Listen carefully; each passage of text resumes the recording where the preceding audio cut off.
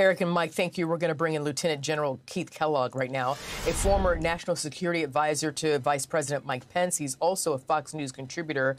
So, General Kellogg, you just heard Mike Tobin report of Hezbollah firing shots towards Israel, Jerusalem, in a specific area there. I want to get your take on that. And also, hours ago, the State Department called for all non-essential personnel and their families to leave Lebanon. So does this imply imminent escalation, or is that last part simply protocol? Yeah, Arthel, thanks for having me. Look, I think what the Israelis have done is kind of reestablish a level of deterrence that we have not seen in the Middle East for a long, long time. They're striking against Nasrallah, killing Nasrallah. And look what they've done before with Hamas when they killed Hani in Tehran. That was the leader. Then Yahya Sinwar, who's the current leader, is now wounded. They really can't find him. They took out the #2 guy in Hezbollah, Shukr. They've taken 16 of the 18 commanders out. You know, it's kind of, there's some Israeli poetry here. When they took out Nasrallah, they took him out in an area called Dahiyah. You know, Dahiyah is what the Israelis call super escalation. In other words, escalation that goes well beyond what you would expect as a norm. And nobody should have been surprised by this.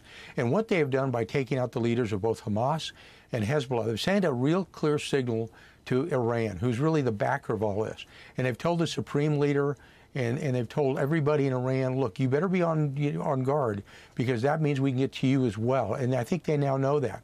So there's a level of deterrence that's been set. When you talk about evacuation, sure, probably, but I don't think it's going to be needed. I think Hezbollah now is currently in a state of disarray. I think the Israelis are on the front foot. I wouldn't be surprised if they push a little bit harder now and move Hezbollah forces north of the Litani River, which allows those 60 to 100,000 Israelis that have been displaced near that border to move back to their homeland. And they're actually their homes just south of Lebanon. So I think they've done a remarkable job. Look, what the Israelis have done has been absolutely remarkable. How they've broken the intelligence system, how they've gotten into the comm systems, killing the major leaders. They've really kind of established a level that we haven't seen. And by the way, the United States wasn't involved in this. Not at all. They didn't tell us about the strikes. They didn't tell the Defense Department about the strikes. This is Israeli fighting multiple enemies on multiple fronts and doing a pretty good job with it. Okay, so you pointed out how Israel has assassinated Hezbollah's leader. He was the leader for decades, Hassan Nasrallah. He took over in 1992, plus a panel of other leaderships. So this can go in multiple directions. So tell us what could happen next and what is likely to happen next. Yeah, a great question, Arthel. Look, this is a great opportunity for the United States to get involved in the Middle East and head towards some type of peace. The options are now on the table.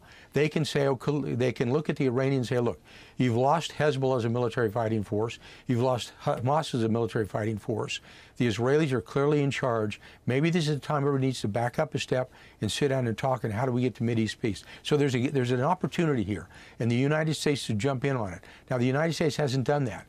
But this is going to be a very slim opportunity, because the longer this goes, the widening of the war may be expected, and the Iranians are going to get involved. The Iranians aren't going to use any land forces because they've got that huge gap on land bridge. They can't get there, but they can do some major strikes. But if they do that, what the Israelis have told them, Arthel, very clearly, if you strike us, we are going to strike the crown jewel of Iran right now, and that's their nuclear capability, which they're trying to grow. So what I would like to see is the United States get involved much more aggressively.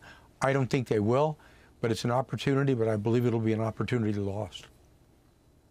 Well, how does the United States get more involved? I mean, they've been trying for months, now, a year now, to get a diplomatic end to what's happening in Gaza. Okay, and now this is happening. And then there are reports that our president hasn't spoken to the prime minister of Israel in a while. That relationship seems to have broken down. So what really is the diplomatic option here? And it seems that also that Netanyahu, I mean, he pretty much dressed down the UN, and he seems to be doing what he wants to do. So how does this work? How do you bring all the parties to the table to come to a diplomatic solution? Well, one, I don't blame Netanyahu when he talked to the UN. The UN passed UN Security Council Resolution 1701 over 20 years ago, and that was supposed to solve the Lebanese problem. So he has discarded the UN, and I don't really blame him for that. The real key to this whole problem right now, I believe, is Saudi Arabia. And that is The reason I've got a concern is because the relationship that President Biden, Vice President Harris has with Saudi Arabia is not really good. And he's got to go to the Emiratis as well and somehow bring them together. Very candidly, Arthel, I don't see anything happening until the election because I don't think anybody's going to respond to that. So I think, as I said, this was an opportunity, but I believe it's going to be an opportunity lost. But the real key to this now is going to be the Saudis. Why? Because they hold the money. And if we can get them to get involved in some type of peace process and calm the entire region down, I think it'll work. But it's going to take a new administration to do it. It's hard to say that, but I think everybody realistically sees that as well. So that brings me to this, Mike Chobin's reporting of the long-range missiles, fired by Hezbollah into Jerusalem. Mm-hmm. It's my understanding of early reporting, this is all, fog of war situation here, that the areas that was they aimed, or the target, I should say, in Jerusalem is a heavy Arab area. So is there a direct correlation there for what you're saying, that if the Saudis, if they're the key to some sort of peace through diplomacy, does Iran know that? They're aware of that. So maybe they're like, no, we're going to target them too.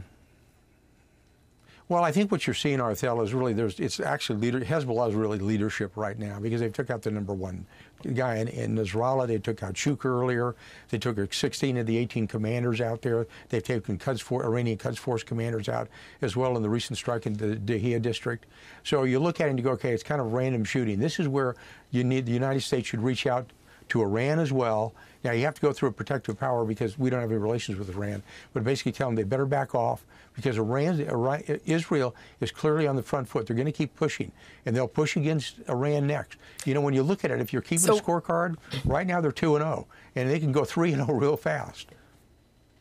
Well, I mean, listen, so many, you've got Hezbollah without without their leadership. So wondering if they're going to become this rogue, out of control bunch of terrorists running around, or if Iran can actually maintain control over them. Well, that's a great question because also killed in the strike in Nasrallah were the Iranian Quds Force leaders that were actually working inside Lebanon with Hezbollah. So this is one, they're going to have to kind of reconstitute their force. They're going to have to go to General Ghani, who now leads the Quds Force inside Iran. They're going to have to get to him and say, okay, everybody probably should calm down a bit because I think you've now got some random violence going on. But that's the reason why I think the Iranians need to step in because the Israelis hold them accountable. And they've got to do that. And I think they're making a mistake if they don't. And again, this is an opportunity. But I'm really afraid, Arthel, it's going to be a missed opportunity going forward. I hope not. I hope you're wrong, Lieutenant General Keith Kellogg. I mean, we want to contain this for sure. Thank you so much, and I know we'll be speaking to you in the days and weeks to come as this is evolving there. In the meantime, thank you, General. I'm Steve Doocy. I'm Brian Kilmeade. And I'm Ainsley Earhart. And click here to subscribe to the Fox News YouTube page to catch our hottest interviews and most compelling analysis.